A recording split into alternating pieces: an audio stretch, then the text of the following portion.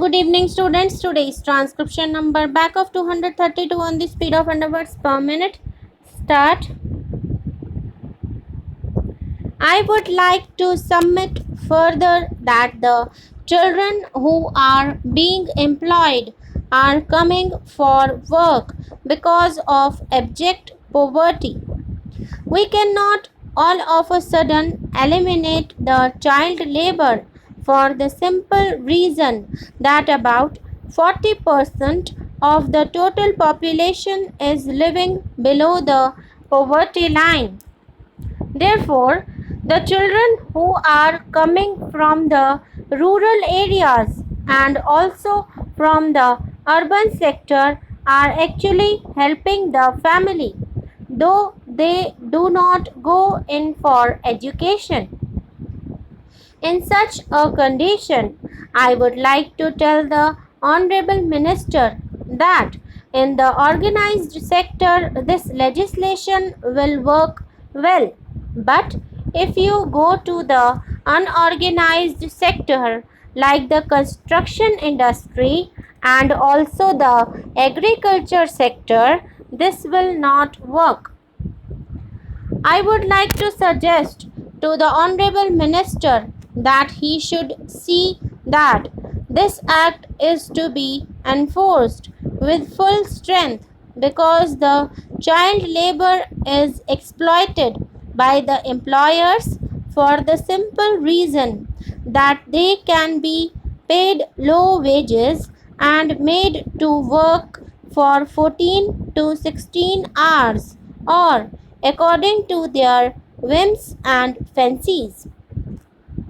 Now, they have to give minimum wages as is required under the Act.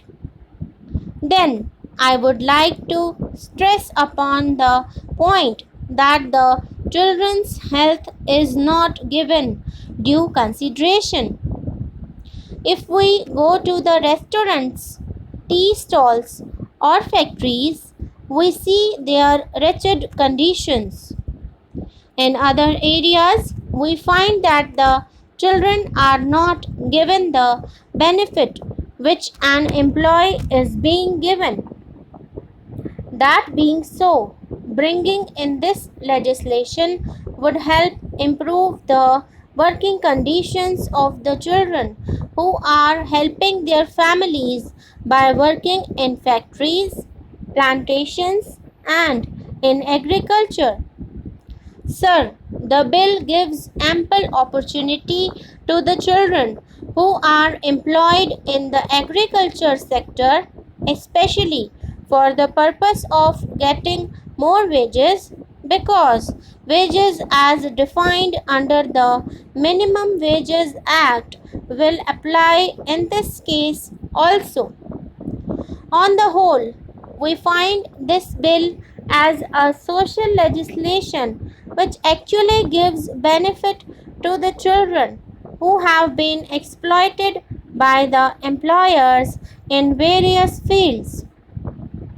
The last point I would like to make is with regard to safety measures and health conditions.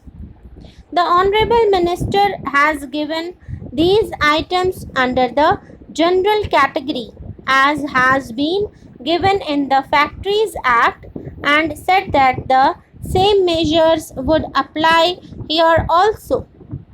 But I would like to suggest that the Child Labor Bill 1986 should have a separate clause dealing with safety measures and health conditions which can be enforced effectively by the authorities concerned. I hope our Honorable Minister would consider this proposal for effective implementation of this bill.